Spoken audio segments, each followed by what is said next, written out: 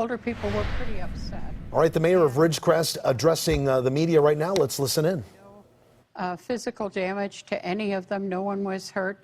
There was some significant things that had fallen and broken.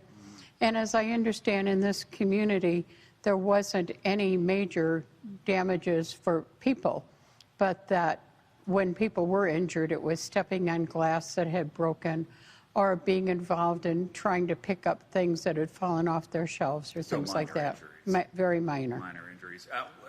What sort of damage are we talking about in this community? I don't exactly know all of it. I know that there was a lot of falling and breaking of things. I know some of the grocery stores in town had cans and food all over the place, and were concerned about how they deal with that because the electricity was off. The gas company, there was gas main that had broken, and the PG&E turned the gas off. And we were concerned about what happens there with that.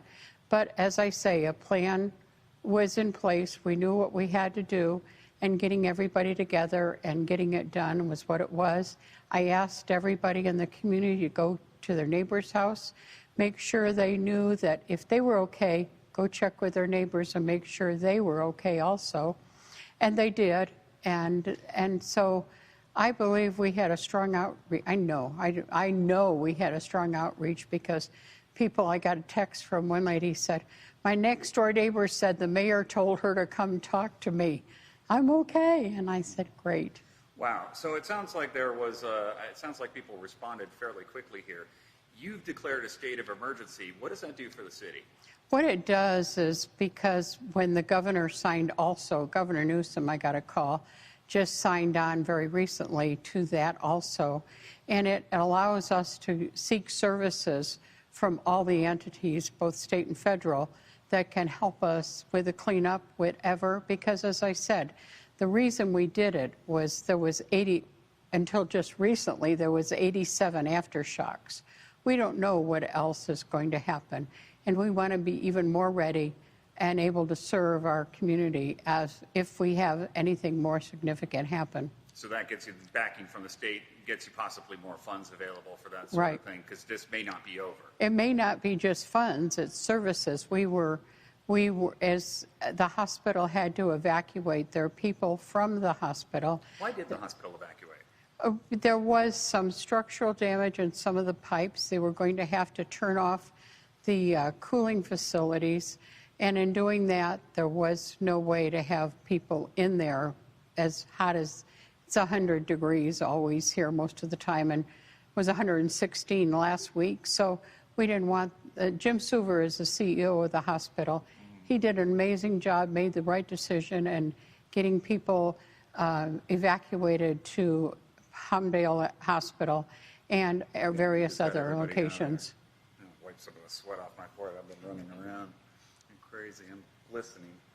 So they got the patients out. I mean, that looked like a pretty well-oiled machine there. How long do you think those patients will be out of the hospital? We won't know until the inspectors go through the hospital. Our own engineers at the city, as well as the state and county, I'm sure will be I know our engineers are looking at it to assess damages and see what needs to be done. You know, this was a pretty big shaker, but all in all, it looks like you came through pretty well.